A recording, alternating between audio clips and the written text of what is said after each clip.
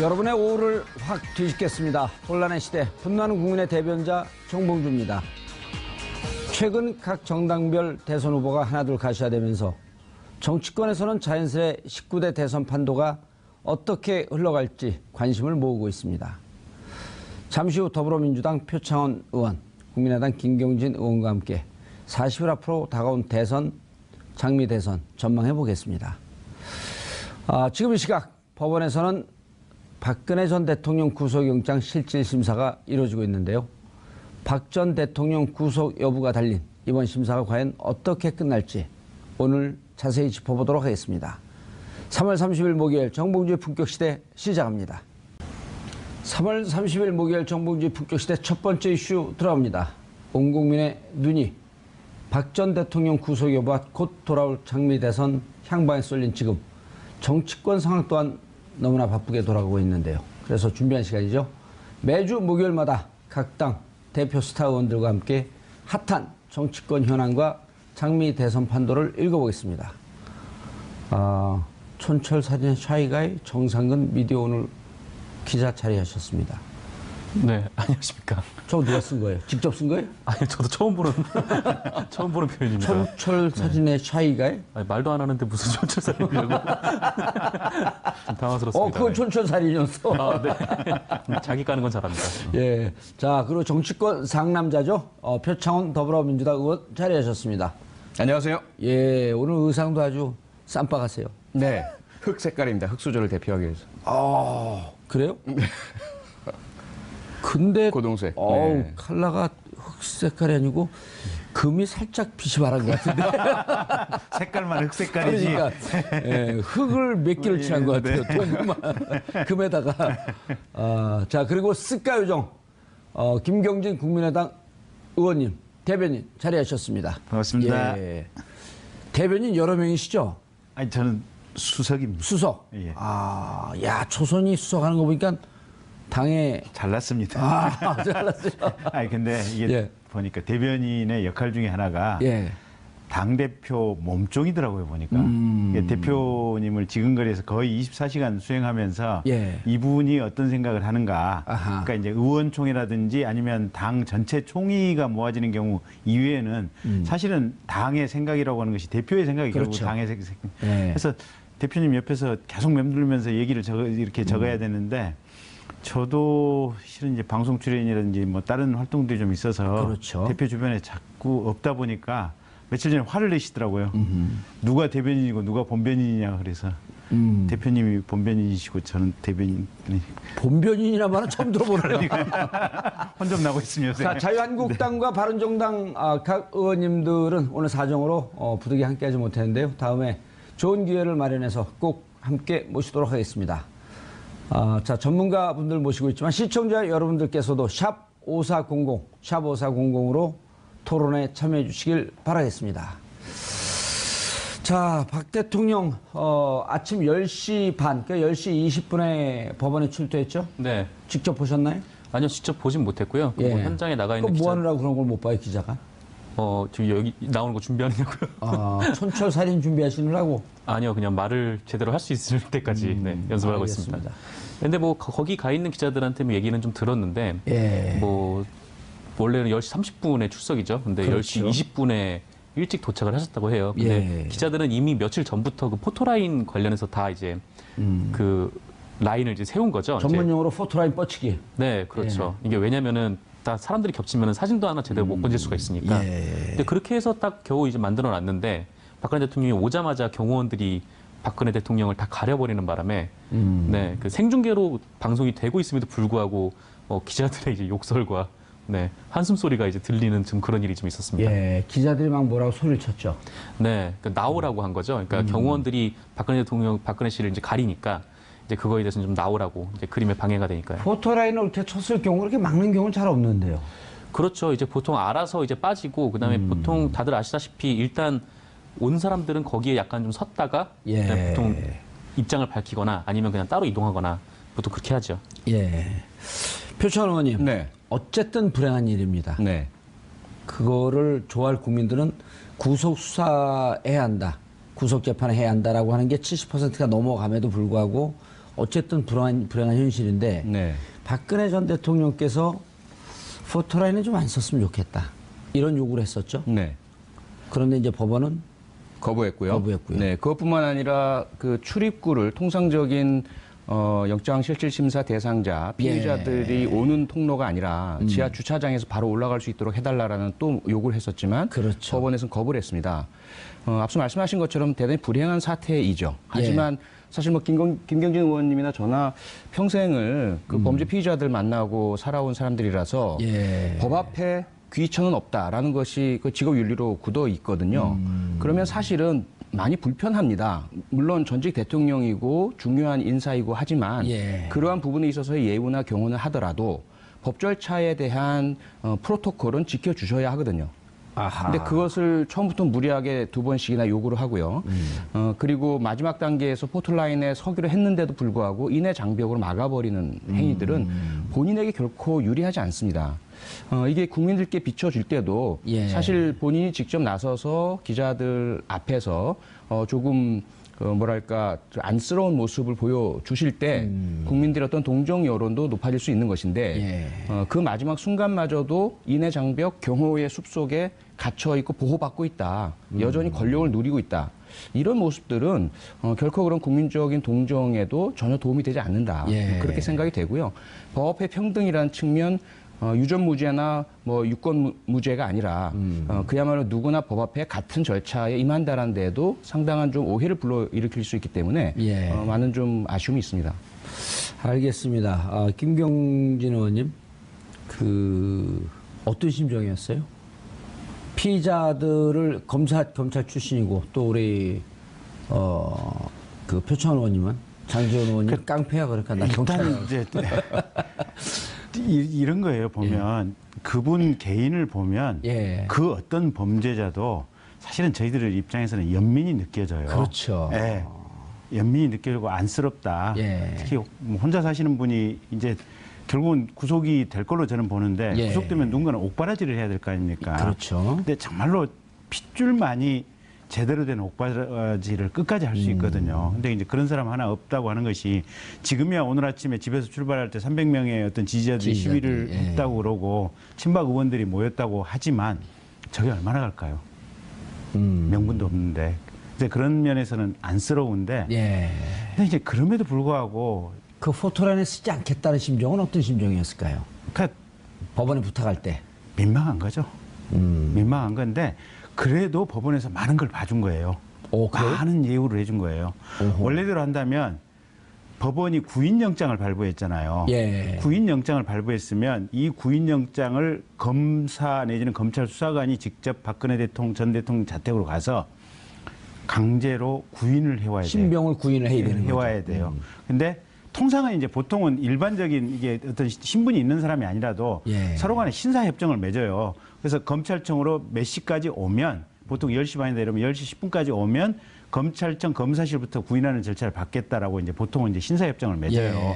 근데 어쨌든 원칙은 구인을 해가지고 영장 심사 법정까지 강제로 끌고 가는 이 외관과 형태를 취해야 돼요. 근데 아니 출석을 거부할 때 그러는 거 아닙니까? 아니요. 원래가 원래? 그래요. 이게 구인 영장이 발부됐다고 하는 것은 출석 거부의 파서빌리티 가능성이 있으니까 아따 김경진 의원님한테 영어 나오니까 당황했어 그러게. 당황하지 마세요. 저 고시 붙었습니다. 생긴 건 이렇게 생겨도 어쨌든 anyway. 가능성. 그것 때문에 강제로 끌고 와야 되는데 일단 그 절차를 검찰이 봐준 거예요. 그래서 영장 법정에서 직접 봅시다. 그래서 중간에 강제로 끌고 가는 절차가 없었잖아요. 그다음에 포토라인도 사실은 이게 법원은 공공의 관공서예요. 관공서는 국민들의 것이지 특정 관공서의 것이 아니에요. 전직 대통령을 위한 시설이 아닌 거예요. 그러면 이게 사실은 모든 기자들이나 시민들이 자유롭게 출입할 수 있어야 돼요. 근데 원래 포토라인 제도 취지는 뭐냐면 사실은 이게 그전에 검찰청에 들어가다가 뒤엉키잖아요. 보면 유력한 신분을 가진 피의자들 같은 경우 그러면서 머리도 깨지고 피도 나고 이러면서 우리가 최소한의 룰을 지킵시다. 그리고 국민에게 알 권리를 주는 거 아닙니까? 알 권리가 가장 기본이고 다만 그 알 권리가 조금 좀 무질서하게 행사되는 과정에서 사고가 났으니 예.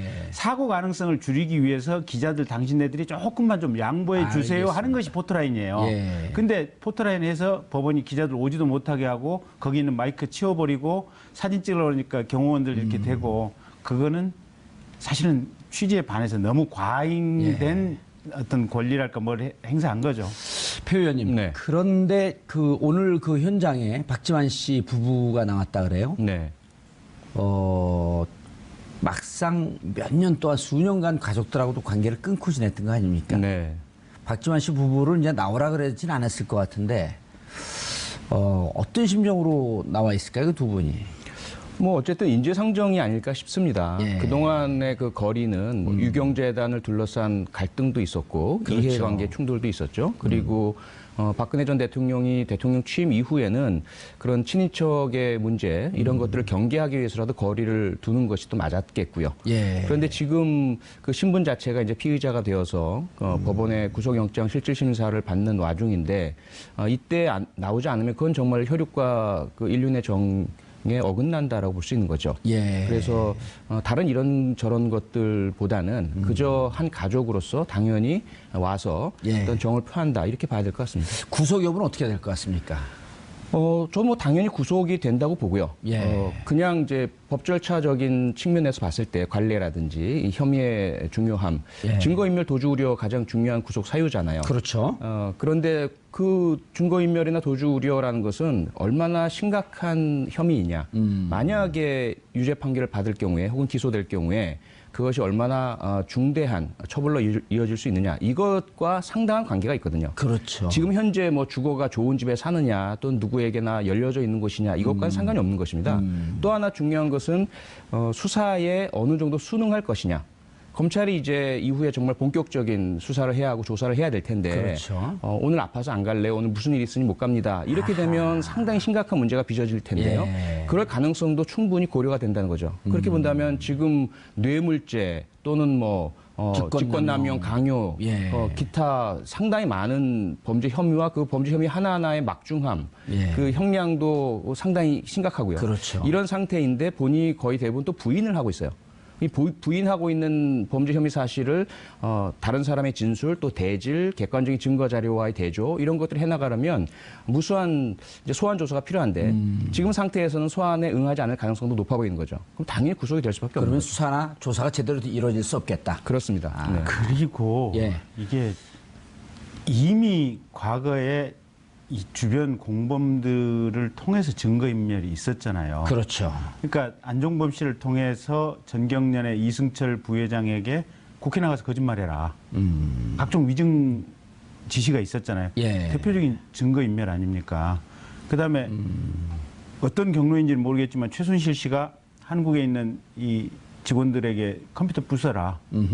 이런 그렇죠. 증거인멸 지시가 있었죠. 둘이 대포폰으로 계속 통화를 했고. 대포폰으로 계속해서 통화를 했었고 이런 일련의 흐름들이 공범들에 의해서 이미 증거인멸이 있었고 본인이 정규제 TV하고 인터뷰를 하면서 계속해서 엉뚱한 소리 했잖아요. 예. 검찰에서 조사받으면서 범행을 부인했잖아요.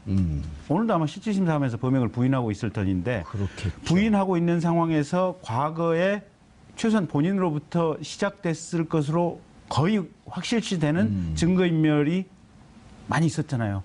과거에도 증거인멸이 있었고 지금도 증거인멸의 가능성이 농후하고 앞으로도? 대포폰으로 통화를 했고 예. 앞으로도 농후하고 그러니까 이런 상황에서 구속이 안 된다고 한다면 앞으로 대한민국에서 구속시킬 구속될 사람이 없는 거죠. 하나도 없는 거예요. 알겠습니다. 표 의원님. 네. 자, 그럼 두 분 다 구속 가능성 그리고 대부분 언론 대부분 법조 전문가들이 이건 이미 공범들 다 구속되어 있고 네.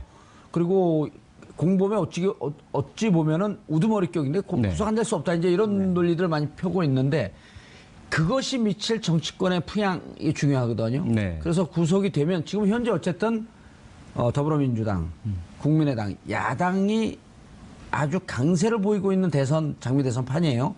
구속이 되면 이 판이 좀 흔들릴까요, 어쩔까요?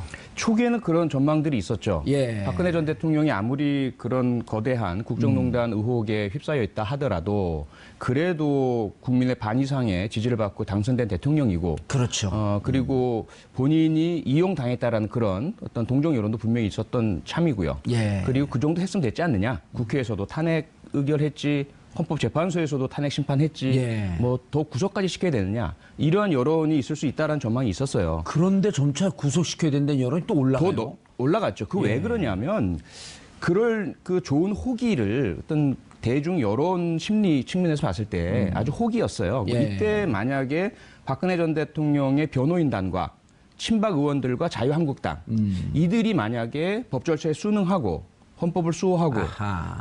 참담하고 억울하고 혹은 너무 좀 이게 오해다라는 느낌이 있다 하더라도 정해져 있는 검찰과 특검과 헌법재판소와 국회의 그러한 절차에는 순응하는 모습을 보여줬을 때 국민들은 너무 심하다. 그리고 예. 너희들도 왜 안 도와주냐. 이렇게 하면서 변호인단들이나 친박 의원들이 오히려 조금 비판과 비난을 받더라도 박근혜 전 대통령은 올라갈 수가 있어요. 예. 동조의 대상이 될 수가 있고. 그런데 이들이 처한 대처는 정반대였습니다. 자기들이 떠올랐어요. 그 변호인단은 전부 뭐 탄핵 반대 집회 나와서 자기를 띄우고 태극기 두르고 영웅으로 예. 묘사돼서 나타나고 자신의 의뢰인인 박근혜 전 대통령에게는 불리할 수밖에 없는 언동만을 일삼았어요. 헌법재판관들을 모욕하고 법정에 대한 그런 절차를 방해하고 그리고 국회나 국가 헌정 질서에 순응하지 않는 모습들을 보여왔단 말이죠. 친박 의원들도 마찬가지고 지금도 자유한국당은 요소마다 막말에 명예훼손에 선거법 예. 위반에 방송 장악에 이런 모습들을 보이고 있는데 그런 상태다 보니까 국민이 마음을 완전히 떠나버린 거죠. 이들의 어떤 둘러싸이는 소수의 친박 단체들과 친박 의원들과 예. 변호인단에 둘러싸여 있는 그들만의 공주인 박근혜 전 대통령에게 내가 동정심을 가질 필요가 없다. 이것이 어떤 중도를 포함한 많은 국민들의 심리이기 때문에 이제는 구속이 됐다고 해서 야권 중심의 여론이 대선판은 바뀌지 않을 바뀌지 것이다. 않을 것으로 좀 봅니다. 알겠습니다. 김경진 의원님. 저도 전적으로 동일한 의견입니다. 예. 이미 이 밑바닥 뿌리를 볼 만큼 받고 볼 이상으로 봐버렸어요. 아하. 그래서 전혀 그리고 그것도 본인들의 자충수로. 그렇죠. 신뢰할 수 없다. 아예 그냥 관심 자체를 끊는 예. 것이 그냥 정상적이다. 라는 식의까지 국민들의 생각을 하고 있으니까 예. 구속이 된다고 한들 그건 당연한 거고 큰 파장이 없을 것이다. 네. 오히려 뭐 그럴 수는 뭐 불가능한 일이지만 만에 예. 하나 구속이 안 되면 거꾸로 그 경우에는 국민들이 생각이 복잡해지면서 오호. 뭐 어떤 역풍이 불 수도 있겠지만 통상적으로 이렇게 예측한 대로 구속이 되고 이러면 예. 전혀 선거판에 영향을 못 미칠 거라고. 선거판에 영향을 못 미칠 것이다. 자, 기자님. 네. 장미 대선 얘기를 좀 해봐야 되는데 지금 이제 각 당 후보가 거의 다음 주 3일, 4일이면 결정이 나는데 네, 바른정당이 결정이 났어요? 근데 뭐 다음 주 네. 결과 보지 않고도 결정이 나는 거 아닌가요? 그렇죠. 이제 생각했던 것보다 이제 뭐 국민의당 같은 경우는 안철수 후보 그리고 더불어민주당 예. 같은 경우는 문재인 후보가 득표력이 상당히 높아서 이제 가장 뭐 더불어민주당 같은 경우에는 가장 관건이 그 충청권 예. 네, 결과였는데 그것마저 또 거의 과반 가까이 문재인 대표가 차지를 해서 뭐 사실상 대세로는 뭐 큰 영향은 없다 뭐 그런 평가를 좀 받고 있는 것 같아요. 그래서 아마 뭐 양당 다 결선까지 가지 않고 아마 뭐 다음 주 초반이면 이미 다 라인업이 갖춰지지 않을까. 네. 예, 알겠습니다. 자, 더불어민주당이 워낙 잘 나가고 있으니까 좀 덜 잘 나가는. 아이 저희도 잘 나간다고 해주세요. 잘 나가는데 조금 덜 잘 나가는. 아이 거의 비슷하게 잘 나간다고 알겠습니다. 해주세요. 더불어민주당이 한 100의 속도로 달리고 있으면 99.9의 속도로 달리고 있는. 아이 저기 100 똑같이 100쯤으로 해주세요. 아따 징하네. 그렇게 해드리세요. 네, 괜찮습니다. 더불어민주당이 100으로 달리고 있고 국민의당이 101로 달리고 네, 있고. 100쯤으로. 예. 자, 그런데 정말 안철수 의원 지난번에 이제 여기서 약 많이 팔았잖아요. 뭐죠? 그 신분증 가져오고 네. 운전면허증 가져오고 가지고. 여권도 된다 그랬고 돼요. 약을 제대로 파시네. 그 국민에게 정상적인 예. 당내 경선에 참여해 주시라. 예. 후보 경선에 참여해 주시라. 안내. 알겠습니다. 당신의 소중한 예. 권리를 행사해 주세요. 국민의 건강을 위해서 약을 판 거죠. 정치 아닙니다. 건강을 위해서. 정치약. 자, 안철수 의원이 네. 10개월 만에 네. 2위로 올라섰어요. 네. 어떤 점이 안철수 의원의 이런 그 힘을 뒷받침했을까? 이제 일각에서는 공학적으로 보는 분들은 안희정 후보가 2등 되면서 안희정 후보한테 갔던 중도 보수 쪽 표가 안철수 후보한테 흘러간 거다. 그러면서 폄하하는 사람들도 있지만 그래도 본인이 이걸 받아들일 수 있는 경쟁력이 없으면 안 되는 거거든요. 그렇죠. 어떤 점이 그렇게 국민들에게 어필했을까요? 그러니까 그 얘기도 맞는 얘기예요. 예. 그러니까 사람들은 되는 쪽으로 몰려가고 싶은 거예요. 예. 되는 쪽을 지지하고 싶은 이 심리가 있어요. 아하. 네. 예. 그 영어로 무슨 밴드웨건 효과라고 그렇죠. 아마 얘기를 예. 오늘 하는 영어 모양인데. 많이 쓰시네요. 예. 고생, 영어가 고생 좀 해요. 영어 가르치셨죠.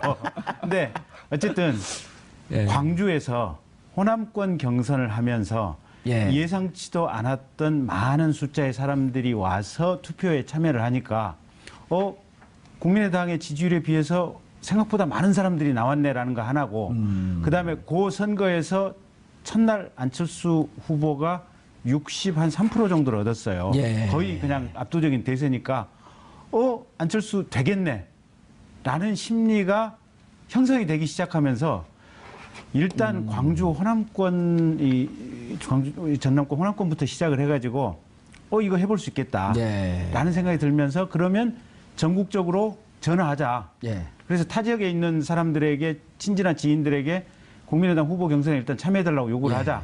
그다음에 안철수 지지를 부탁해 보자. 이런 기류들이 현실적으로 생겨나기 시작하는 거예요. 예. 그러면서 동시에 민주당 경선에서는 안희정 지사 쪽을 지지했던 사람들이 지지하려고 했던 사람들이 생각으로 못 올라오고 있습니다. 네, 안희정 지사가 못 올라오고 안 될 것 같으니까 그러면 새로운 될 만한 대항마를 찾아보자. 예. 안철수겠다.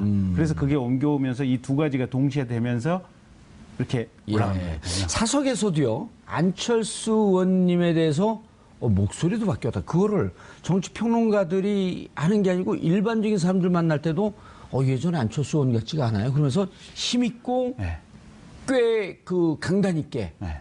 이거 어디서 그런 힘이 나왔죠? 아니 그건 모르겠어요. 모르겠는데 저도 아니, 대변인이 당 후보를 모르면 어떻게 해요? 나 후보 대변인 아니에요. 당 대변인이에요. 아, 당 대변인. 네, 예. 후보 대변인 따로 있어요. 안철수 의원이 이거 꼭 좀 봤으면 좋겠네. 보시라 그러세요. 저 안철수 후보 지지 안 해요. 그래요? 저희 3명 중에 선출되는 사람을 지지해요.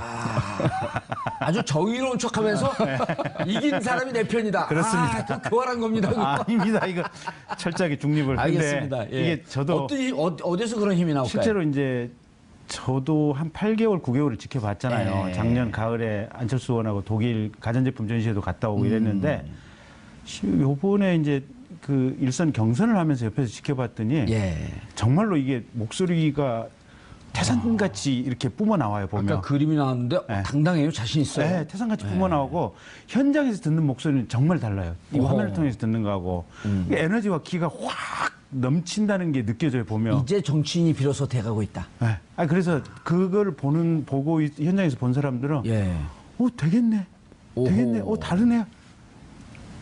이게 사람이 잘 되고 있다는 느낌이 확 풍겨와요. 그래서 대체로 그거는 옆에서 현장에서 본 사람들이 다 똑같은 느낌 같아요. 그래서 저도 된다 이번에. 왜? 우리 당 후보로 이렇게 이제 선출된 이후에 한 박자 쉬는 거는 아주 솔직하세요. 네. 정치 롱론하시겠어. 자, 표 의원님. 네. 사실 네. 국민의당이 완전 주저앉는 이런 상황, 바람직한 상황은 아니잖아요. 아니죠. 어쨌든 그럼요. 야권의 한 뿌리였었고. 그럼요. 네.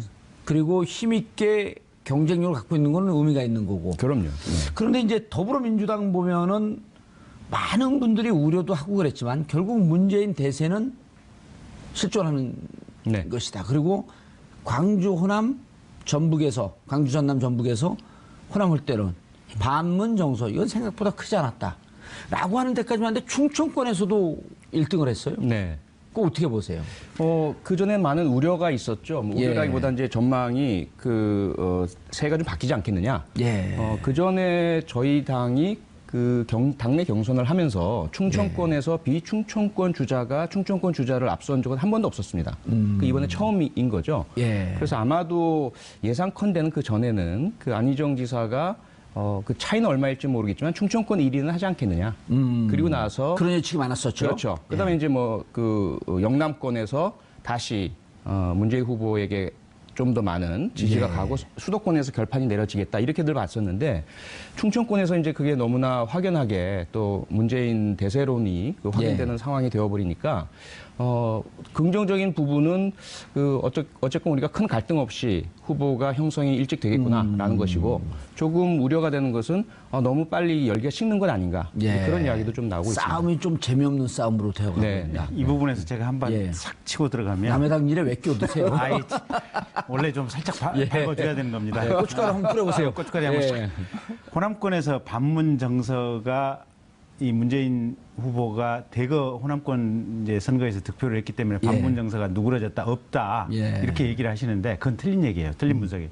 왜냐하면 이번 민주당 경선은 등록한 사람들만 참석하는 경선이에요. 민주당 경선에 ARS 참여했어요, 안 했어요? 안 솔직히 했지. 안 했어요? 네. 왜냐하면 ARS나 이번에 참여한 사람, 등록한 사람들은 기본적으로 민주당을 지지하겠다는 사람들이에요. 그러니까 거의 지지할 후보를 정해놓고 등록하는 사람들이에요. 그러니까 그분들의 숫자가 24만 분이죠. 예, 어쨌든. 그분들이 그리고 나머지 한 그 180만, 200만 가까이는 그냥 자원에서 근데 그 들어온 분들. 24만 중에서 10만 명인가가 투표를 안 했어요.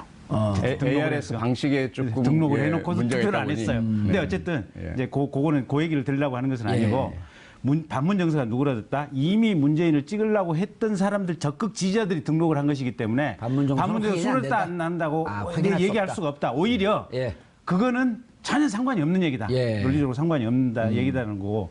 두 번째. 그냥 반문 정서가 계속 있었으면 좋겠다.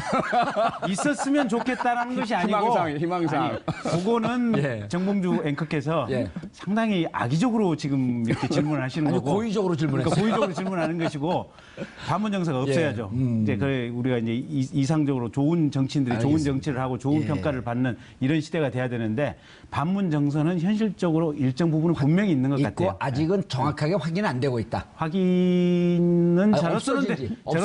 저로서는 되는 부분이 있는데 어쨌든 그 투표 결과가 반문 정서가 없어졌다고 얘기할 수는 없다. 알겠습니다. 그리고 하나 더. 그 요번에 이제 민주당 경선 특히 충청권 경선을 보면서 이게 조직의 힘이 참 대단하다고 이제 느껴지는 게 그 안희정 지사가 충남에서는 이겼어요. 근데 충북에서 졌죠. 충북에서 대폭 졌고 거기는 이제 아마 노영민 의원이라든지 뭐 이쪽 도정환 의원 뭐 이쪽 그다음에 심지어는 대전에서도 졌어요. 그러니까 대전에서는 박빙으로 졌죠. 박빙으로 졌어요. 근데 박병석, 박범계 이쪽에 어쨌든 지역위원장들이 어느 쪽을 지지하느냐 이게 많은 걸 가는 것 같아요. 그래서 결국은 센 조직을 갖고 있는 쪽으로 한 트랙 흘러가는 것 같아요. 알겠습니다. 안희정 지사가 생각보다 힘을 못 받았어요. 원인은 어디에서 찾을 수 있을까요? 가장 중요한 건 역시 대세론 아닐까 싶습니다. 대세론. 임박하면서 이런 그 네거티브를 좀 세게 했거든요, 안희정 지사가. 그게 평소 보였던 칼라고 좀 다르면서 사람들이 좀 당혹스러우면서 표가 빠진 그런 영향은 없을까요? 그나마 충청권 밖은 좀 그럴 수 있을 텐데요. 수도권에서 아마 그것이 확인될 것 같고요. 충청권은 조금 다르지 않습니까?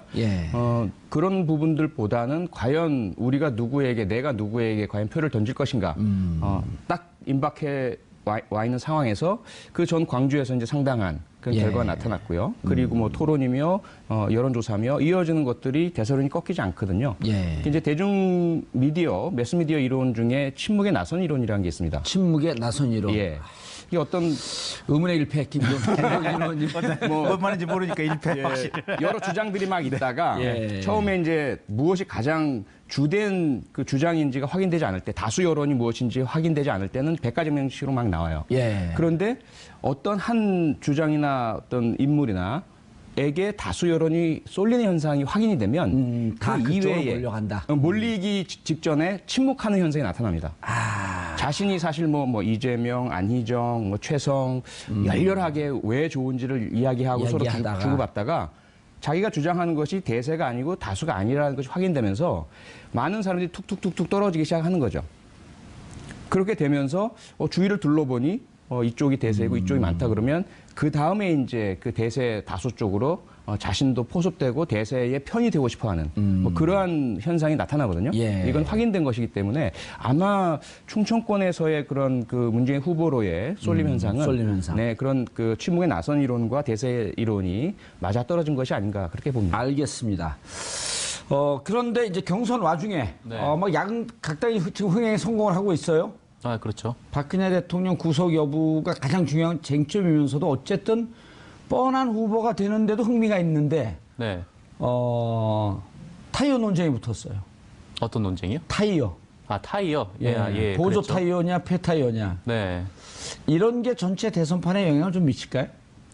뭐 굉장히 좀 날선 공방으로 지금 두 분 의원님이 각 당 예. 대표에서 앉아 계시는데 뭐 양쪽에서 되게 많이 오갔었죠. 뭐 그렇죠. 원래 송영길 선대본부장께서 예. 뭐 경과가 어떻게 네. 됩니까? 송영길 선대본부장이. 네, 먼저 이제 안철수 후보에 대해서 이제 보조 타이어라는 표현을 썼죠. 네. 그리고 그 이유로 나서 이제 안철수 의원이나 아니면 국민의당 최고위원들이 그 엄청나게 격분을 했던. 예. 왜 네. 보조 타이어라는 표현을 썼어요? 뭐 사실 뭐 대세는 이제 문재인인데, 예. 네, 그 호남에서는 뭐 문재인의 대항마로 이제 안철수를 생각하는 것 같다, 뭐 그런 취지였던 것 같아요. 네, 그래서 이제 보조 타이어라는 표현을 썼고, 그러니까 예. 이제 국민의당에서는 문재인 대표를 향해서 이제 폐타이어다, 예. 네, 이런 얘기를 썼던 거죠. 네, 표창원 의원님 한때는 이제 음식 무슨 사이다. 네? 무슨 고구마 이런 예. 논쟁이 있더니 네. 국민들이 재미있긴 할 것 같아요. 예. 근데 보조 타이어가 네. 조금 저도 들으면서 왜 저런 표현을 썼지 했는데 또 얼핏 들으면 이게 무슨 그 보조적 의미고 같이 가자는 의미다라고 네. 이제 또 해석을 했는데 해석하니까 더 약이 올라요. 네네. 어떻게 보셨어요? 그러니까 저는 이제 그런 스타일의 정치를 별로 좋아하진 않습니다. 예. 그러니까 상대방을 굳이 깎아내릴 필요가 없다라고 저는 보거든요. 그렇죠. 상대방이 좋은 점 인정해주고 내가 더 나은 점을 내세우면서 아하. 국민들께 조금 더 멋진 경쟁을 보여드리는 게 정치의 도리다라고 저는 생각을 하기 때문에 예. 이제 그런 그 좀 상대를 폄하하는 예. 말의 전쟁은 별로 제 스타일은 아닌데 말씀하신 것처럼 국민들께서는 또 좋아하시는 측면이 있는 것 같아요. 또 그런 논쟁이 없으면 재미 없어지고 그럼요. 무슨 뭐 신사들이 나와서 양반들이 나와서 뭐 한담하고 이런 것이 정치냐? 일단 싸워야지 시청률도 올라가요. 그러니까요. 그래서 아마 뭐 그분들은 또 정치를 많이 하신 분들이니까 예. 뭐 오고 가는 그런 그 여러 전적들이 과거에 또 있었지 않습니까? 예. 뭐 그런 부분이라고는 보고 있습니다. 김경진 의원이 솔직한 심정으로 당의 대변인, 네. 그다음에 이제 오랫동안 또 고생하면서 국회의원이 됐는데 네. 본인의 이미지 이런 걸 떠나고 보조 타이어라는 얘기를 들었을 때 솔직한 느낌이 어땠어요? 아니 뭐 지들이야 그렇게 얘기할 수 있는 거고. 나는 큰 정치인이니까 니들이 싸우든 말든 난 내 대변인이나 계속 하고 아니요. 방송 출연이나 계속 하겠다. 아니 그건 아니고 정확히는 예. 매일 깨알같이 서로 포사격을 하고 있어요.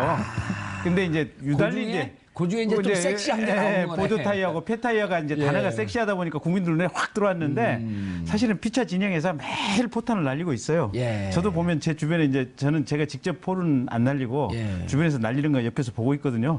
바빠요. 글 쓰느라고 바쁘고. 그러니까 원래 대변인이 그런 걸 아는데 우리 특이하게 이제 21세기형 대변인이 네, 방송만 출연하시면 되는 거야. 아니 근데 지난번에 예. 저도 저기 전두환 표창 그 발언 있잖아요. 예. 누가 써왔더라고요. 저기 공보실에서 이거 한번 좀 수석 명의로 좀 날려주셔야겠습니다. 예. 그랬더니 뭐 왜 대변인 명의로 안 날리고 왜 내 명의로 수석 명의로 수석 명의로 날리냐. 해서 아무래도 수석 명의로 날리셔야 조금 더 파급력이 있을 것 같습니다. 그래 그럼 날려봐 해가지고 한 방 날렸거든요. 예. 그러니까 이게 큰 틀에서 보면 예. 선거라고 하는 것이 일단 말의 전쟁이고 그렇지 않습니까? 국회가 뭡니까? 그렇죠. 국회라고 하는 것은 국가의 회의를 하는 장소가 국회거든요. 말로 회의죠. 회의가 말로 하는 그럼요. 거거든요. 말로써 얼마만큼 정책적 방향과 비전을 분명히 얘기할 수 있고 서로 간의 능력 평가를 제일 분명하고 선명하게 해줄 수 있는 자리가 국회고 그 국회라든지 이 정치를 뽑는 과정 자체가 선거의 과정인데 예. 말의 공방은 당연한 거예요 보면. 알겠습니다. 그래서 뭐 보조 타이어건 폐 타이어건 대체 타이어건 어쨌든 타이어 회사만 도움이 됐어요. 아니 근데 이제 광주 쪽에서는 예. 조금 화가 나신 게 실은 금호 타이어가 지금 문제가 걸려 있거든요.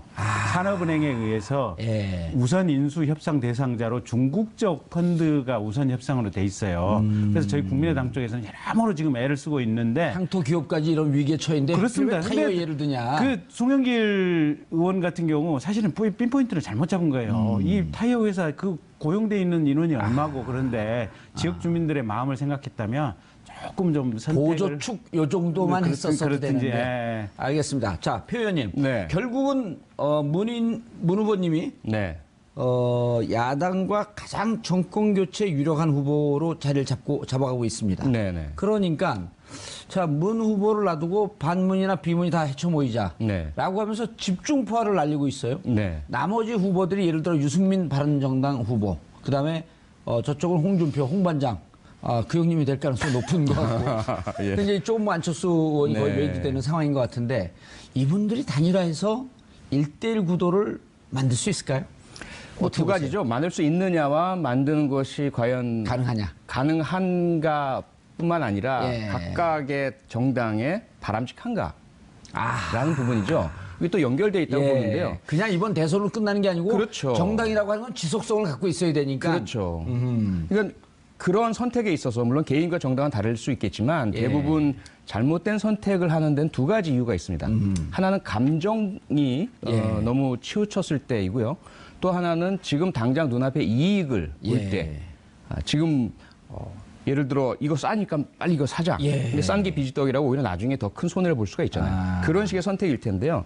지금 만약에 국민의당이 자유한국당과 어떤 형태로든 연대 연합을 한다는 것은 장기적으로 봤을 때는 정당에 절대로 좋지 않을 것이라고 저는 보고요. 예. 바른정당 역시 본인들이 낡은 보수와 결별하고 친박 부역 세력과 선을 끊고 새로운 그 따뜻하고 합리적인 보수의 희망을 보여주겠다 이렇게 하면서 나왔는데 예. 지금 당장 지지율이 좀 낮고 힘들다는 이유만으로 만약에 연대 협력을 해가지고 다시 자유한국당과 함께하는 모습을 보여준다? 이건 본인들이 떨치고 나온 그 행위 자체를 스스로가 부정하는 것이고요. 앞으로 미래에 어떤 것도 비전도 보여주지 않는 것이거든요. 예. 그렇기 때문에 이 부분은 저는 일단 바람직하냐 부분에서 전혀 아니라고 보고 예. 그다음에 이제 가능성을 봤을 때도 가능성. 예. 이분들이 예를 들어 나는 괜찮으니 당신에게로 힘 모아주겠소 예. 라는 것이 형성된다면 가능해지겠죠. 근데 다 동상이몽 5월 동주라는 거예요. 자기 중심으로 모이자고 하겠죠. 그렇죠. 그래서 저는 가능하지 않다고 봅니다. 예. 자, 김경진 의원님, 그 자강론 안철수 의원이 합하는 것보다 내가 힘이 있으면 내 밑으로 다 올 것이다라고 하는 게 이제 함의로 좀 깔려 있거든요. 그리고 바른정당 같은 경우 유승민 후보는 자유한국당의 친박 세력을 정리하면 자유한국당과 보수 후보를 단일화해야 된다. 반면에 수도권 의원들은 무슨 얘기냐? 중도 보수를 내세우기 위해서 국민의당 안철수하고 함께 해야 되는 거 아니냐라고 하면서 정말 지금 말씀하셨듯이 동상이몽 생각들이 갈리고 있거든요. 안철수 의원을 중심으로 한 나머지 두 명의 후보가 양보하면서 1대1 구도가 가능하겠느냐? 불가능하다 봅니다. 아, 불가능해요? 아, 열심히 설명했는데 그렇게 맥없이 얘기하면 설명만 열심히 했지. 불가능하다고 보세요, 진짜로? 그러니까 저희 당에서도 지금 손학규, 박주선 두 분은 적극적인 연대론자고 예. 안철수 후보는 적극적인 이게 단일론자예요. 보면 자강론. 자강론자. 예, 단독으로 가자. 단독으로 간다. 단독으로 가도 승산이 있다. 예. 이번 선거에서는 지금 그렇게 읽고 있고 뭐 어떻게 될지 모르겠지만 지금까지 흐름으로 보면 안철수 의원 쪽이 어쨌든 후보가 될 가능성이 높아 보이긴 예. 해요. 그렇다면 현실적으로 대선 기간 중에는 대선 후보로 선출된 사람 뜻대로 가는 거예요, 보면. 예. 그래서 그럼요. 당을 딱 장악하는 거니까요. 예. 예. 그다음에 또 한 가지는 당 내에서도 약간의 이견들은 있을 수 있어요. 손학규, 박주선 의원하고 비슷한 생각을 하는 의원들이 일부 있기는 한데 가령 호남 쪽에서는 또 이런 생각들도 있어요. 저 같은 이제 호남 의원들 같은 경우는 어차피 지금 만들어진 게 다당제 아닙니까? 예. 사당의 진보가 두 개의 당으로 분열이 돼 있고 보수가 두 개의 당으로 분열이 예. 돼 있고 이러면 이 다당제를 정착해 가는 것도 사실은 국민의 민의에 굉장히 중요한 거예요, 보면. 그렇게 선택된 걸 네. 임의로 깨지 말자. 이거 사실 선거가 대통령 선거 하나 있는 거 아니에요, 보면. 그렇죠. 그리고 이번에 선출된 대통령은 각 당에 어떻게 보면 정말로 동의를 얻지 않으면 대통령이 할 수 있는 부분도 그렇게 크지가 않아요. 예. 어느 당이건 주도적인 의석을 가지고 있는 정당이 없다 보니까. 그래서 오로지 대통령 선거 하나만 보고 매몰돼서 가는 거 정말로 국회의원 정치인 입장에서는 예. 무매한 선택이라고 봐요. 그래서 예. 저 개인적으로는 사실은 대통령 선거의 승패와 상관없이 다당제라고 하는 소중한 가치를 지켜갔으면 지켜가다. 좋겠다라는 거 하나 하고 예. 더불어 개헌과 연결해서 말씀을 드리면 전 세계적으로 가장 부유하고 넉넉하게 살고 있는 게 북유럽 국가들인데 예. 북유럽 국가들이 오랫동안 수십 년째 채택하고 있는 정치 체제가 다당제와 의원 내각제의 결합이에요. 예. 그래서 그 소중한 모델을 우리가 받아들일 수 있는 이 다당제의 씨앗을 어떻게든지 정착을 시켜야 돼요. 알겠습니다. 예. 자, 매주 목요일 각 당의 대표 스타 의원님들과 함께 정치 현안 그리고 특히 장미 대선의 흐름에 대해서 말씀 나눠보고 있습니다. 오늘은 더불어민주당 표창원 의원님 그리고 국민의당 김경진 의원님과 함께했고요. 저희가 자유한국당 의원 그리고 바른정당 의원님들도 모실 수 있도록 노력을 하겠습니다. 정봉주 품격시대에서는 여러분의 소중한 의견을 받습니다. 샵 5400, 샵 5400으로 토론 주제에 맞는 다양한 의견 문자로 보내주시기 바라겠습니다. 100원의 정보 이용료가 부과됩니다. 한 발 더 깊이 들어가는 시사분석, 여러분은 지금 생방송으로 진행하는 정봉주의 품격시대와 함께하고 계십니다. 3월 30일 목요일 정봉주의 품격시대 두 번째 이슈 들어갑니다. 박근혜 전 대통령이 인신 구속의 갈림길에 섰습니다. 넉 달 전까지만 해도 대한민국의 국가원수였던 박 전 대통령은 파면 20일 만에 판사 앞에서 자신의 범죄 사실을 부인해야 하는 처지에 놓였는데요. 이 문제와 관련해 전문가 세 분 모시고 말씀 나눠보도록 하겠습니다. 정상근 미디어오늘 기자는 계속 자리 지켜주고 계시고요. 나성철 변호사님 자리하셨습니다. 예. 자, 이종훈 정치평론가님 자리하셨습니다. 네, 안녕하세요. 자, 시청자 여러분도 샵5400, 샵5400으로 토론에 참여해 주시길 바라겠습니다. 자, 아직까지 심사 중인가요?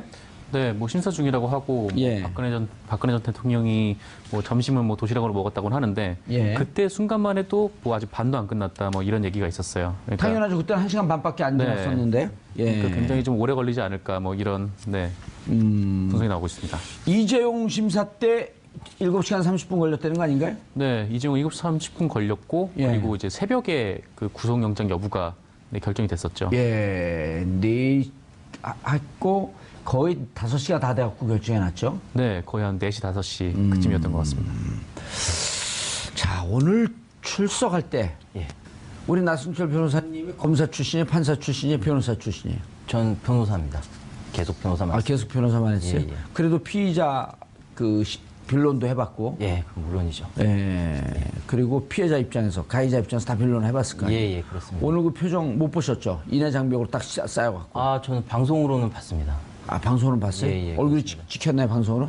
그 방송에 이제 들어갈 때 이제 얼굴이 이제 나왔었습니다. 어떻게 느꼈어요? 저는 언론에서는 긴장되고 굳은 표정이라고 이렇게 설명을 했었는데 예. 제가 볼 때는 굉장히 무언가에 대해서 분노를 하고 있는 듯한 화난 그런 표정으로 읽혔습니다. 그래서 얼굴이 화난, 아니면 화난, 앵글. 화가 난 그런 예. 표정으로 어허. 느꼈는데 아직도 박근혜 이제 전 대통령은 자기가 이 나라의 왕이라고 생각을 하고 자기 아버지가 세운 나라에서 어떻게 나를 이렇게 할 수 있는가 그런 억울함을 가지고 있는 게 아닌가. 그렇지 예. 않다면 저렇게 화가 난 표정을 할 리가 없지 않을까 그런 생각이 들었었습니다. 변호사님, 예. 화가 난 것으로 느꼈다라고 하는 것은 주관적 표현 아니에요. 주관적 느낌. 그렇습니다. 객관적으로 화가 났는지 안 물어봤잖아요. 예, 그렇습니다. 예. 이정 평론가님은 어떻게 보셨어요? 저는 사실 반대로 봤습니다. 그러니까 박근혜 전 대통령을 이따 봐온 중에 오늘처럼 위축된 모습을 제가 본 적이 없어요.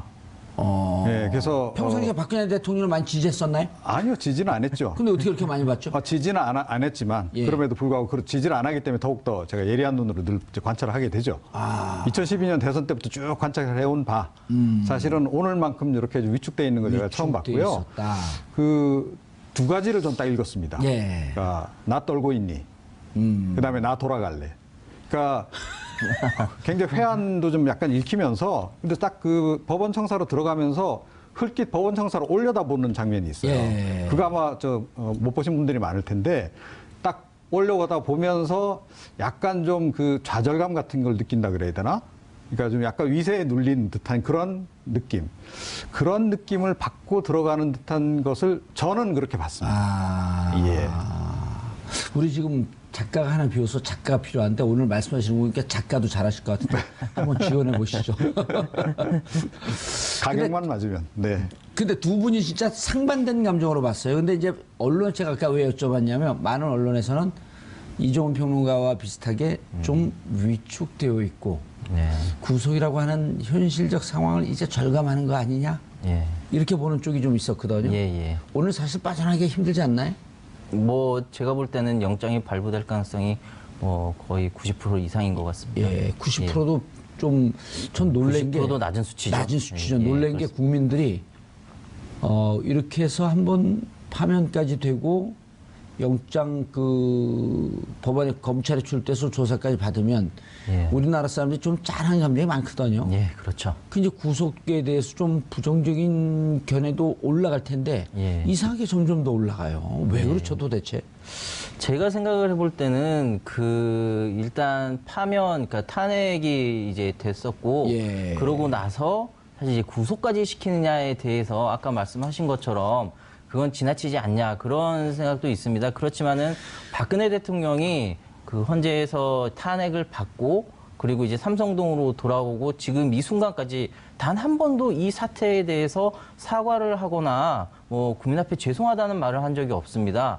그러니까 국민들로서는 마음이 풀어질 기회가 있었는데 그게 박근혜 대통령 스스로 그 기회를 차버린 거죠. 아하. 그러니까는 오히려 더 법대로 하자는 얘기가 나오는 거고, 그래서 박근혜 대통령이 전 대통령이 판단착오를 한 것이 자기는 탄핵이 안 될 거다. 그리고 뭐 구속도 안 될 거다. 이제 그런 식으로 생각을 해왔기 때문에 예. 자기는 잘못한 게 없다고 생각을 해왔고, 그러니까 사과할 게 없다라고 하는 건데, 박근혜 대통령은 지금까지 이제 국정을 해온 거나 정치를 하는 거 보면은 굉장히 자기중심적이거든요. 그러니까는 이번에도 내가 맞다. 그런 생각을 가지고 있었기 때문에 내가 왜 사과를 하느냐. 형식적으로 그냥 이빨림으로 하는 사과라도 박근혜 대통령은 그것을 할 수가 없었던 거죠. 그게 오히려 국민들의 분노를 더 크게 일으키지 않았나 그런 생각을 합니다. 자기중심적으로 사고하고 정치했다는데 자기중심적이 아니라 순실중심적 아니었나요? 왜냐하면 지금도 예, 누군가가 그렇습니다. 사과하라고 지시하거나 수첩에 적어주지 않기 때문에 사과를 예. 못하고 있는 건 아닌가요? 뭐 그렇게도 볼 수 있지만 사실 이렇게 아무리 지능이 낮고 아무리 판단 능력이 떨어지는 사람이라도 예. 지금 이 사태를 보면은 사과를 어느 정도는 해야 된다는 거는 사실 명백한 거거든요. 예. 근데 그만큼 주위에 조언을 해주는 참모도 없다는 말이 되겠죠. 그러니까요.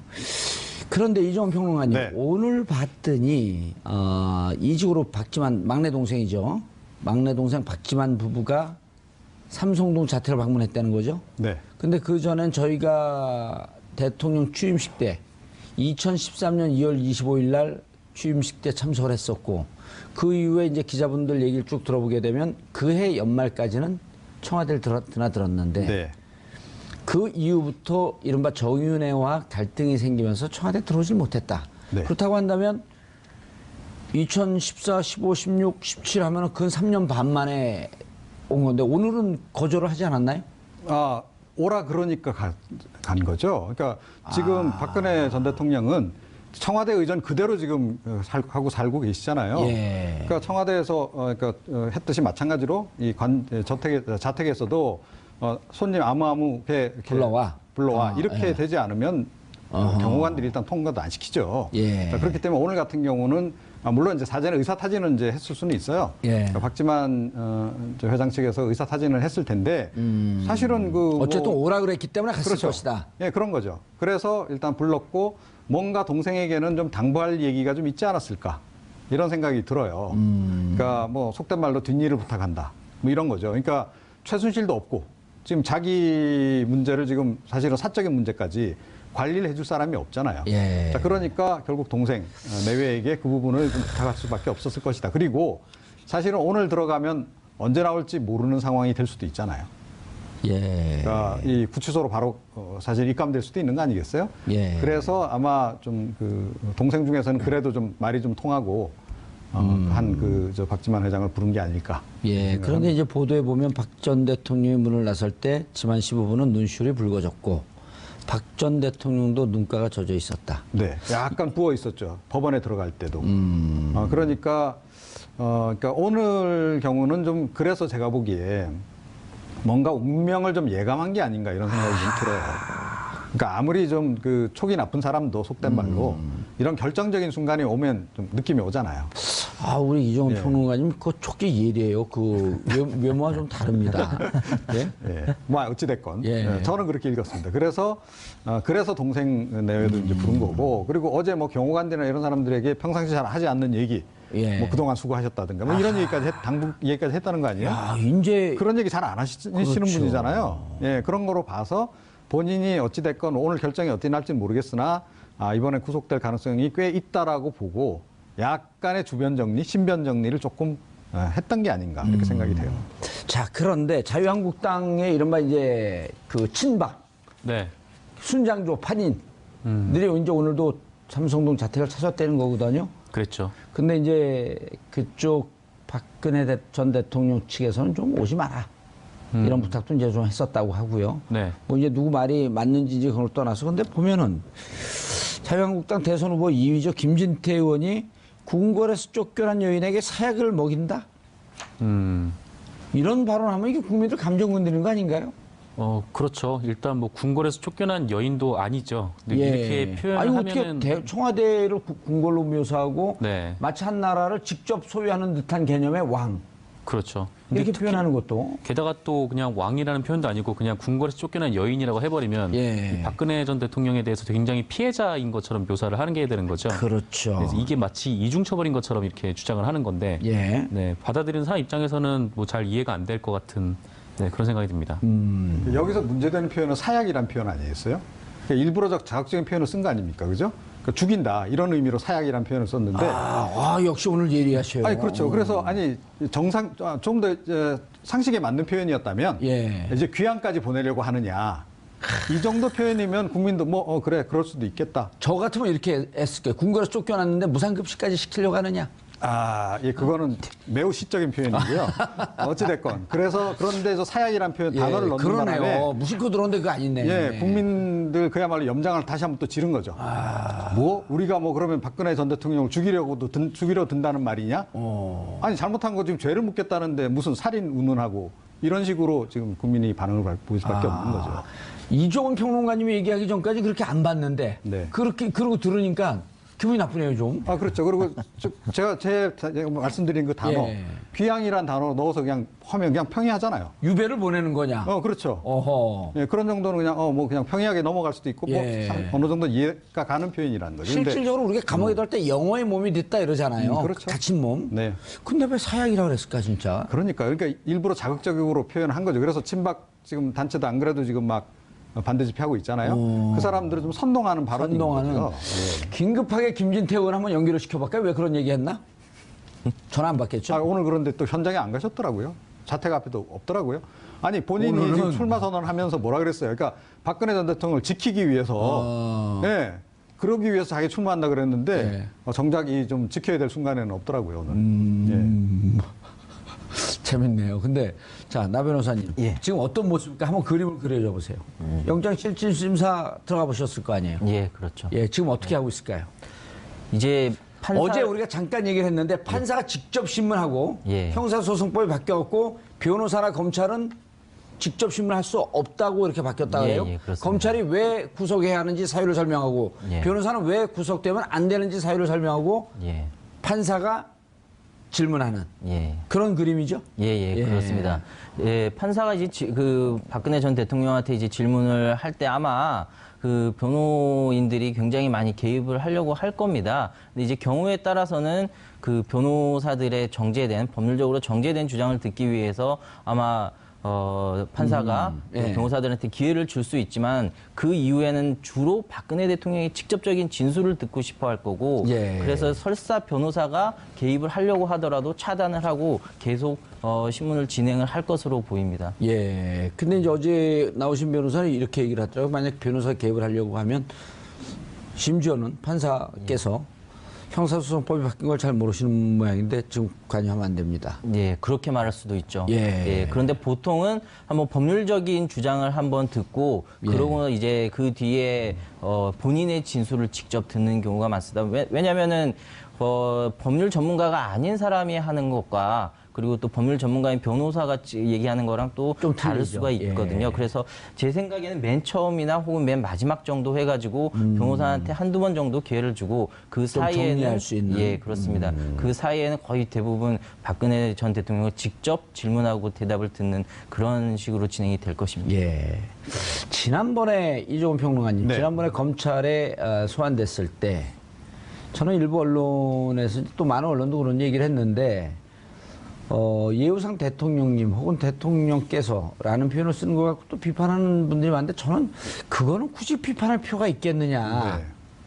이게 무슨 그 전직 대통령 예우에 관한 법률의 대상이 아니라고 할지라도 바로 얼마 전까지 대통령직으로 있었고 물론 파면됐지만 오히려 검찰들이 뭐 피의자라고 부르든 대통령이라고 부르든 이렇게 부르든 좀 놔둬야지 뭐 그것까지 파헤쳐 볼 필요가 뭐가 있겠냐 하는 생각이 드는데 어떻게 보세요? 그렇죠. 저도 그렇게 생각해요. 예. 그러니까 검찰 같은 경우에는 더군다나 얼마 전까지 직속상관이 대통령이었잖아요. 예. 박근혜 전 대통령이 본인들이 직속상관이었는데 아니 그만둔 지 며칠 됐다고 벌써 탁 또 안면 몰수하고 이거는 좀 그렇죠. 그래서 임명권자였었는데 인간적으로 그 부분 정도까지는 이해해 줄 수 있다. 그런데 이제 법원에서까지 그렇게 부른다면 이건 문제가 되겠죠. 사법부는 엄연히 이제 독립적인 것이고. 근데 사법부에서는 그렇게 안 부른다 그러더라고요. 오늘 법정에서 피의자라고 이렇게 얘기를 한다니까 아마 뭐 피의자께서는 어떻게 생각하십니까? 이 부분 뭐 이런 식으로 계속 질문이 들어가지 않을까 이렇게 여겨져요. 예. 나순철 변호사님 본인은 부정을 하지만 우병우 전 수석이 언론에 이렇게 나왔습니다. 본인은 부정을 하지만 노무현 대통령을 2009년도 조사할 때 노무현 씨 당신은 더 이상 전직 대통령도 사법고시 선배도 아닌 뇌물수수 피의자로 이 자리에 앉아 있는 것입니다. 무서워요 그 얘기 들으면. 맨 처음에 저는 아마 이제 기를 죽이려고. 성격 못하고 탁 때려주고 싶은데 때리면 이제 폭력으로 또 걸릴 거 아니에요. 그렇습니다. 근데 그렇게 안 했다 그래요 본인이 우병우는 그런 얘기 한 적 없다. 뭐 그거 알 수는 없죠. 아마 뭐 우병우 씨는 이제 기억에 없을 수도 있고 그냥 워낙 나쁜 짓을 많이 해서 그 이후로 또 얼마나 많은 또 중요한 일들 그리고 나쁜 일들이 많았습니까? 그러니까 뭐 그 정도야 이제 기억조차 못 하고 있을 수도 귀엽게 있고. 봐줄 수 있는. 아마 제 생각에는 그렇습니다. 이제 원칙적으로는 피의자가 맞고 이제 대통령이 아니니까는 피의자로 부르는 게 맞는데 진짜 불과 이제 며칠 전까지 대통령이었는데 입에서 피의자라고 나오는 게 이제 쉽지가 않았을 거고요.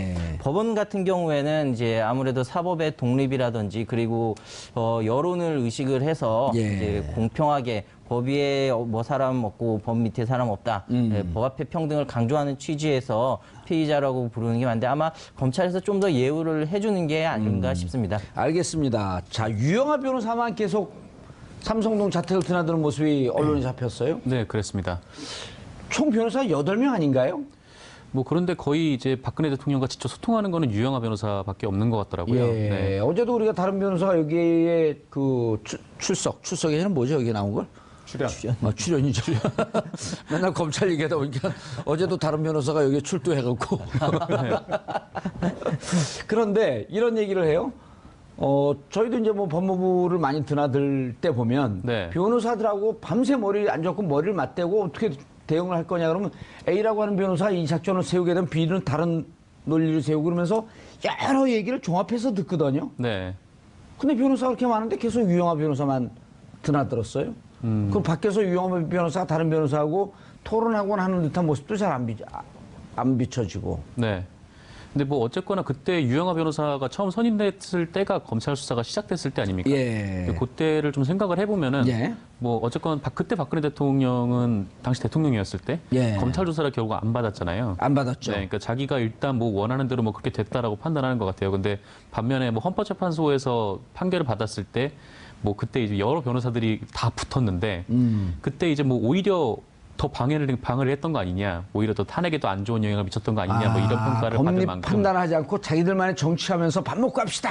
뭐 이러니까 이제 그게 부정적인 영향이 많았었죠. 그 어떻게 보면 태극기를 막 두르려고 하고 있고. 그랬죠. 막 태극기 두르고 막 화장실 가고 막 이런 것들을 딱 보니까 그리고 또 대통령한테 제대로 보고가 안 됐다는 거 아닙니까? 탄핵을 했을 때. 그러니까 뭔가 좀 그 박근혜 대통령의 성격이나 특성상 뭐 굉장히 사람에 대해서 좀 불신하고 좀 이런 측면들이 있기 때문에 아마 좀 자기가 믿을 만한 사람 1명 정도만 소통을 하려고 했었던 거, 그게 이제 유영하 변호사가 아니었을까.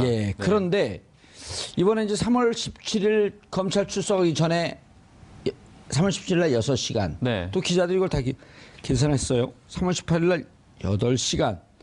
근데 이번에 구속심사 전에 3월 27일 이틀 전이죠. 그때 3시간 삼성동 자택을 방문해서 나왔고 29일 어제는 2시간.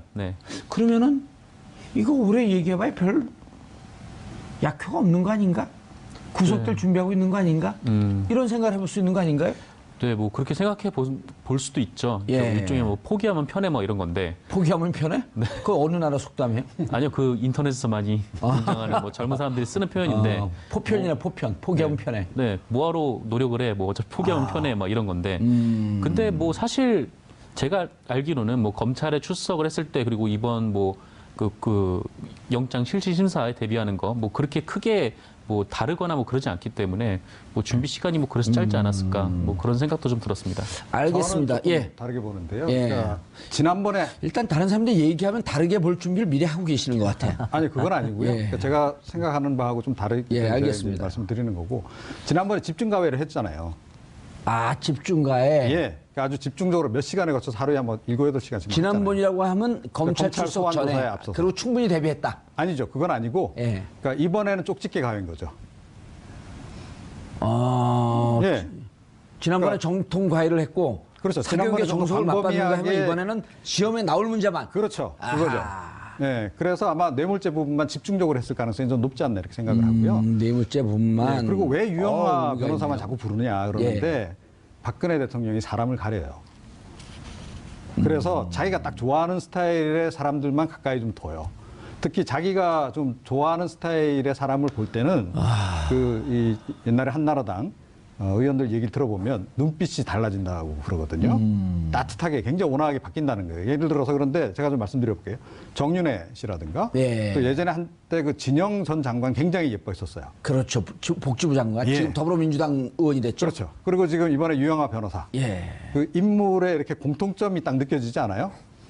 약간 살이 좀 살점이 없으면서 예. 약간 날씬한 스타일에 얼굴이 약간 곱상한 스타일 그런 스타일을 좀 좋아하는 것 같아요. 저 같은데요, 그러면. 딱이에요, 사실. 예. 맞습니다. 예. 제가 박근혜 차마 그 대통령 얘기까지 주위에 있었으면 이렇게까지 안 왔을 텐데. 굉장히 사랑을 받았을 가능성이 높죠. 예. 예. 차마 제가 그 말씀 못 이제 오늘 드렸는데. 방송 그만할까요? 자, 나순철 변호사님. 예, 예. 돌발 질문. 예. 세 번의 검찰 조사, 특수본 조사, 특검 조사를 거절했단 말이에요. 예, 청와대 그렇습니다. 압수수색 거절했고. 예, 예. 만약 그때 예. 정말 그 수사를 받으면서 물론 역사의 가정은 필요 없지만 조사를 받으면서 좀 국정농단한 거에 대해서 좀 반성하고 예. 좀 죄송해하는 모습 예. 이런 걸 보였다고 한다면 여기까지 왔을까요? 제가 지적하고자 하는 부분이 바로 그 부분입니다. 예. 사실 박근혜 대통령은 그 전에도 얼마든지 기회가 있었습니다. 예. 차라리 이 탄핵까지 가기 전에 잘못했다고 하고 하야를 했었으면 아마 그대로 묻어두자는 의견도 많았었을 그 겁니다. 일정표도 제안을 했잖아요. 여야가 그렇습니다. 공히. 예. 근데 이제 그것도 다 자신이 거부를 하고 실제로 수사가 진행이 되니까 그때부터는 내가 뭘 잘못했냐 이런 식으로 나왔던 거죠. 제 생각에는 차라리 대통령이었을 때 수사를 받았었으면은 아마 대통령의 지위이기 때문에 수사가 그렇게 강도가 높지 않았을 것으로 보이고 어쩌면은 구속영장 신청도 어려웠을 거라고 봅니다. 탄핵이 된 뒤라고 하더라도. 예. 그런데 본인이 그 기회를 다 놓치고 아하. 가장 약한 지위에서 검찰 조사를 받았거든요. 그러니까 검찰이 잘 아시겠지만 얼마나 권력에 예민합니까? 이 사람 이미 끈 떨어진 거 아는 거거든요. 그러니까는 박근혜를 열심히 조사해서 다음 정권의 어떤 우리의 성과물을 보여주고 싶은 욕심이 더 앞서는 거죠, 이제는. 그렇죠. 끈 떨어졌으니까 이제 눈도장이라도 찍어야겠다. 그렇습니다. 아하. 그러니까는 오히려 더 촘촘하게 조사를 했을 가능성이 크고 그게 박근혜 대통령한테 불리하게 작용을 하는 거죠. 결국은 자기가 한 말들이 전부 다 부메랑이 돼서 돌아오는 그런 그러면 상황입니다. 1차, 2차, 3차 담화에서 다 시인한 거 아니에요? 근데 그 기밀 유출도 최순실 씨 도움 받았다. 뭐 잠깐만 도움 받았는데 알고 보니까 한 3년 동안 받은 거예요? 근데 다 인정을 해, 시인을 해버렸잖아. 그렇습니다. 그리고 그 기밀 누설이라고 하는 것은 사실 어찌 보통 평상시 보게 되면 큰 구속수사감도 아닌데 정호성 구속됐잖아요. 그렇습니다. 근데 정보를 유출한 사람을 구속을 안 시켜? 그래서 그러니까 예. 이것도 역시 가정입니다. 조금 전에 가정을 전제로 해서 예. 얘기를 하자고 말씀하셨기 때문에 만약에 박근혜 전 대통령이 이랬으면 어땠을까요? 그러니까 검찰 첫 1차 특수본 때 그러니까 이 모든 게 다 내 불찰이다. 그리고 밑에 사람들 다 내 지시받아서 한 사람들이지 그 사람들이 무슨 죄가 있냐. 다 놔줘라. 그러니까 그렇죠. 그 사람들 저 수사해봤자 나올 것도 없고 결국은 다 내가 다 시켜서 한 건데. 그리고 김기춘 조윤선 이분들도 블랙리스트 대통령이 시켜서 한 우린 직무 수행만 했습니다라고 검찰에서 진술했잖아요. 결국은 그렇게 됐잖아요. 예. 그러니까 처음에 애초에 그러니까 대국민 메시지 자체를 그렇게 대국민 사과문을 그렇게 발표를 했더라면 어땠을까요? 내 탓이오. 그렇죠. 그리고 밑에 사람들 잘못한 거 없으니까 그렇게 너무 그렇게 처벌하지 말고 모든 처벌받아야 될 일 있으면 나를 처벌을 해라. 라고 나갔으면, 예. 그러니까 저는 이게 정치적으로도 훨씬 좋았을 뿐만 아니라 국민 그렇네요. 정서, 그렇네요. 국민들이 예. 느끼기에도 아, 역시 대통령, 우리 대통령은 그래도 품격은 지킬 줄 아는 사람이구나. 예. 그러라고 생각을 했을 것이고 아마 이렇게 되면 헌재 심판 과정이라든가 예. 어쩌면 사실은 이 탄핵까지 안 갔을 수도 있어요. 그렇죠. 그러면서 그렇게 얘기해서 예. 내 잘못이니 내가 책임지고 하야하겠다. 그러니까 일정을 줘라. 그러면 그렇죠. 하야할 거냐 말 거냐 또 국민들이 그 논쟁을 벌일 거 아니에요. 예, 바로 그겁니다. 그리고 오히려 죄도 자청했더라면, 그러니까 지금 와서 이렇게 형량을 줄이기 위해서 애를 쓰는 아하. 그런 좀 치졸한 모습, 그런 모습으로까지 가지도 않았을 것이고 국민 정서도 굉장히 많이 바뀌었을 것이다.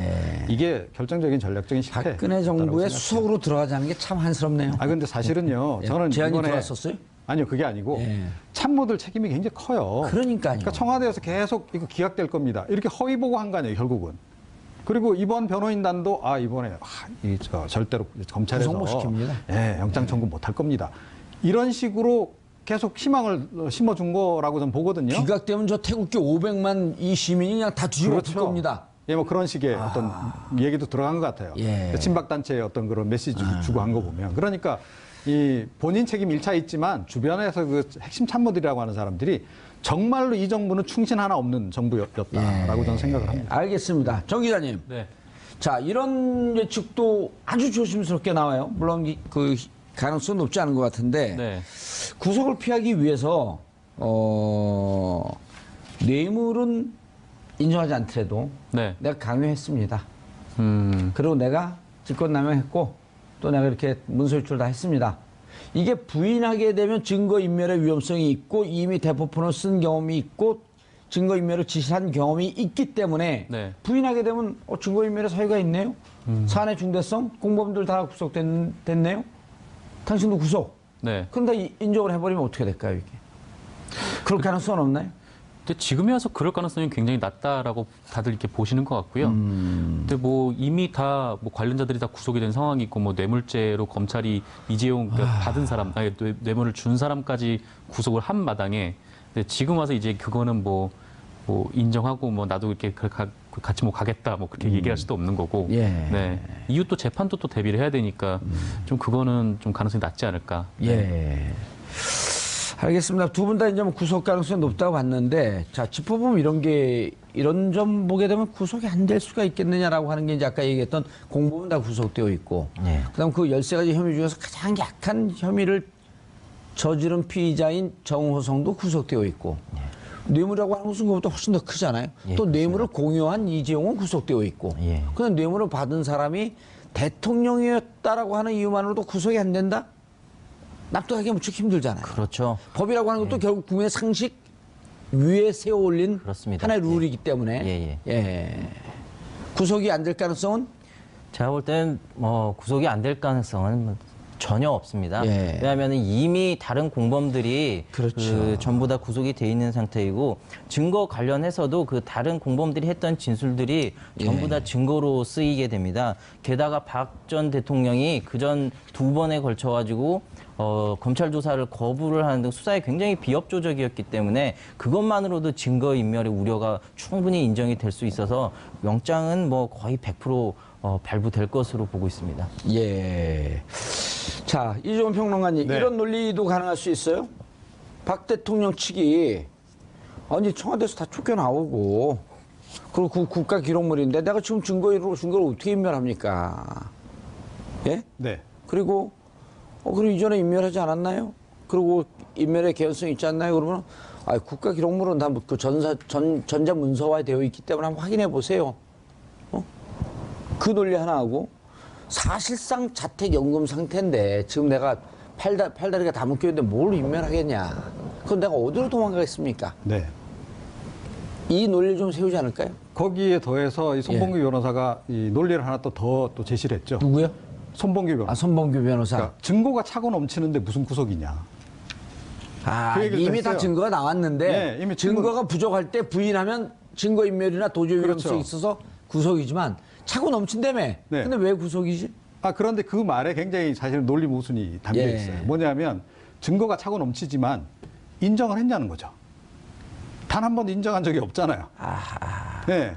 그런데 그런 식으로 변호인단에서 설명을 하고 논리를 제시를 하는 걸 그러네. 보고 지금 구속된 사람들 보면은 네. 이재용도 뇌물 아닙니다. 강요입니다라고 부인하고 있고 조윤선 인정하는 사람들 몇 명 없어요. 장시호, 안종범, 최순실은 지금까지도 진술을 거부하고 있고. 네. 어허. 그러니까 박근혜 전 대통령이 예. 차고 넘치는 증거들에 대해서 맞다라고 인정을 했으면 아니 그 손봉규 변호사 말의 그 논리가 맞아요. 증거가 차고 넘치니까 뭐 굳이 구속까지 해도 되고 예. 불구속 뭐 해도 되지. 이게 논리가 성립이 되는데 그러니까 저쪽도 지금 경황이 없는 것 같아요. 변호인단이 이번에 변호인단이 조금 약간 그 중량감이 떨어진다 이런 얘기를 좀 많이 하는데요. 이런 논리를 세우는 데서도 보면 역시 좀 허점이 좀 보이는 걸 보면 역시 조금 좀 제가 볼 때 그 예. 박근혜 대통령 변호인단이 중량감이 떨어지는 것도 있지만은 보면 정치인들을 그 율사 출신 정치인들을 변호사로 썼어요. 그러니까 그렇죠. 사실 손범규 전 씨- 의원이죠. 예, 손범규 씨도 그렇고 누굽니까 유영하 지금 씨도 정의당의 대선 후보 심상정 심상정. 대선 후보와 함께 화정인가 일상시에서 예, 주거니 맞습니다. 받거니 하면서 예, 예. 국회의원 한 번인가 했던 예, 분이죠. 예, 예. 그분이 정치인. 예. 또 유영하 이분은 또 4선인가 5선 의원이죠. 아, 4선, 5선, 낙선 의원. 예. 예. 4선 낙선 의원. 네 번 떨어졌나 그렇습니다. 그렇죠? 예, 그렇습니다. 예. 예. 그러니까 변호사 생활을 한 2년만 안 해도 그 감이 굉장히 떨어지거든요. 그런데 지금 뭐 몇 년씩이나 정치를 한 사람을 갑자기 이제 변호인으로 들여다보면은 사실 이 수사가 어떻게 돌아가는지 감이 전혀 없습니다. 그러니까 어떤 논리를 세워야 되고 어떤 증거를 제시할지에 대한 감이 없는 사람들, 그런 사람들을 데려다가 변호사로 썼으니까 사실 손발도 안 맞고 그리고 여러 가지 계속 불리한 쪽으로만 가게 되는 거죠. 예. 전략 자체를 이제 완전히 잘못 세우게 되는. 정 기자님, 네. 저게 이제 우리가 국회의원 할 때 보면 변호사들 출신들이 많잖아요. 그 4년 그렇죠. 하고 4년하고 떨어져서 돌아가면 소주 한 잔 마시면서 무슨 얘기를 하냐면 변론 이유서도 못 쓰겠어요. 그래요. 그러니까 지금 우리 이 변호사 말씀이 맞는 게 네. 4년이나 떨어졌으면 감이 뚝 떨어지는 거예요. 근데 왜? 박근혜 대통령은 처음부터 정치 싸움을 하려고 했던 측면은 이해가 되지만 네. 이젠 법리 싸움을 해야 되거든요. 그렇죠. 왜 근데 정치인들만 계속 데려다 쓰겠나? 뭐 낯을 가리고 믿는 사람만 믿는다. 그렇게 설명하기는 좀 한계가 있지 않나요? 이거는 그냥 제 추정인데 예. 그 변호사 일을 오래 하면서 계속 법을 다뤄왔던 분들이 이렇게 패배할 사건을 맞지는 않았을 것 같다는 좀 생각이 좀 그러니까 들어요. 최재경 거기도 이제 네. 검사장급인데 네, 그 민정수석도 하지 않았습니까? 그랬죠. 변호사로 들으려고 그랬는데 본인이 거부한 걸 언론 보도 나왔습니다. 네. 그러니까 그런 식으로 지는 싸움이다. 네, 어차피 지는 싸움, 그러니까 변호사들이 이제 예. 법적으로 계속 보면은 어차피 이 싸움을 왜 할까 자기가 뭐 그런 생각을 했을 것 같아요. 근데 아하. 이런 정치적으로 활용하려는 하는 사람들은 어떻게든 이 기회를 잡는 게 또 향후의 정치적 자신의 행보를 위해서 낫다라고 판단하지 않았을까, 뭐 그래서 맞지 않았을까, 뭐 그런 생각도 듭니다. 예. 변호사님, 나승철 변호사님, 지는 대통령 지는 싸움. 예. 지는이 아니라 이미 진 대통령이죠. 예, 예. 석양의 진 대통령, 지는 싸움. 예, 예. 입장을 완전히 바꿔놓고 박근혜 전 대통령 입장에서 어떻게 기사회생할 수 있는 구석은 안 보이나요? 제가 볼 때는 전혀 없습니다. 예, 지금은 이제 돌아갈 만약 변론이 수가... 들여왔어. 나승철 변호사님, 돈은 없지만 한 200억 드릴 테니까 수임 좀 해주시죠. 이제 만약에 제가 예. 그 사건을 피할 수 없는 그런 상황이라면은 일단 돈. 돈. 뭐 돈은 뭐 잘 모르겠습니다. 만약에 그런 상황이 온다면 사실 이거는 빨리 자백을 하고 선처를 바라는 쪽으로 양형 가자. 투쟁으로 가자. 그게 예, 그렇습니다. 그쪽으로 이제 조언을 해주고 만약에 그래도 나는 무죄다라고 얘기를 하면은 저는 이제 하나 확약서를 받아둘 것 같아요. 나는 분명히 당신에게 이런 조언을 했다. 그리고 사실 변호사는 의뢰인의 입장을 대변을 해주는 이게 그 본연의 임무이기 때문에 의뢰인이 기어코 안 된다는데 우리 의뢰인은 자백 해야 됩니다. 그렇게 못 하거든요. 그렇지만 사실 최소한으로 줄이고 가장 유리한 방법을 조언을 해줬었겠죠. 예. 그래서 이것은 보통 이제 재판 들어가면 두 가지 길을 선택을 하잖아요. 억울하니까 무죄 투쟁을 하자. 예. 그럼 끝까지 무죄. 나중에 형이 좀 많이 나오더라도 이건 우리 무죄다라고 전략을 세우는 경우가 있고 솔직히 하지 않았습니까? 인정하고 형을 좀 줄이는 방향으로 갑시다. 보통 1심에서는 무죄 투쟁. 2심에서는 양형 투쟁.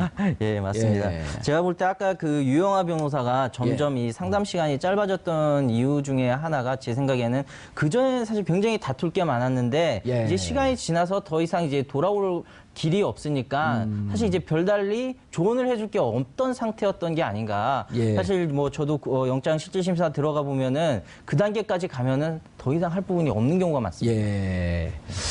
알겠습니다. 온 국민이 가슴을 조아리면서 기다리고 있습니다. 그런데 이 결과가 어떻게 나오든지 간에 대한민국은 대단히 불행한 그런 상황입니다. 박근혜 전 대통령의 구속 여부 드디어 주사위는 던져졌습니다. 사필 규정 뿌린 대로 거둘 것입니다.